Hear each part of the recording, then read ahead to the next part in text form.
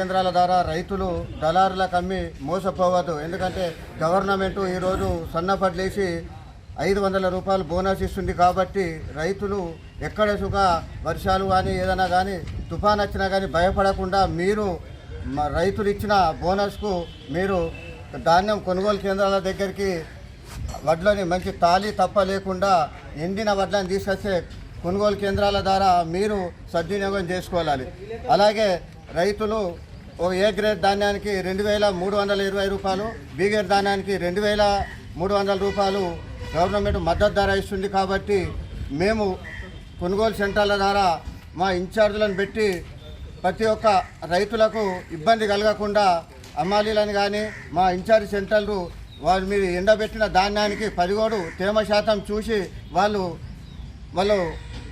Token number ఇస్తారు. కాబట్టి దాన్ని మీరు సీరియల్గా ఓపికబట్టి ధాన్యాన్ని మీరు కొనుగోలు కేంద్రాల ద్వారా తీసుకురావాలి. అలాగే చాలామంది కొంతమంది దళారులకు అమ్మి మేము ఇంతకుముందు మనం ఆనకాలంలో సుఖ వర్షం పడుతున్నది మీరు భయపడకుండా ఎక్కడ సుఖ ఒక్క ఇత్తు లేకుండా కొనుగోలు చేసే బాధ్యత మా సొసైటీ సహకార సంఘం ద్వారా మేము కొనుగోలు చేస్తాం. కాబట్టి రైతులందరూ సద్వినియోగం చేసుకోవాలని తెలియజేస్తున్నాం. ఈ ఆధ్వర్యంలో అదేవిధంగా మాతోటి డైరెక్టర్స్ స్టాఫ్ అందరం కలిసి రైతులందరం కలిసి ఇవాళ అధ్యక్షుడు నేలకంటి అబ్బన్న అధ్యక్షతన ఈ కార్యక్రమం ఏర్పాటు చేసుకోవడం జరిగింది. మరి గత 5 సంవత్సరాల నుండి కూడా విజయవంతంగా మనం ఈ కొనుగోలు కేంద్రాలని ప్రభుత్వం ద్వారా ఏర్పాటు చేసుకొని ప్రాథమిక వ్యవసాయ కేంద్రం మా వ్యవసాయ కేంద్రం ద్వారా రైతులందరి సహకారంతో మరి కాటా విజయవంతం చేసుకోవడం జరిగింది.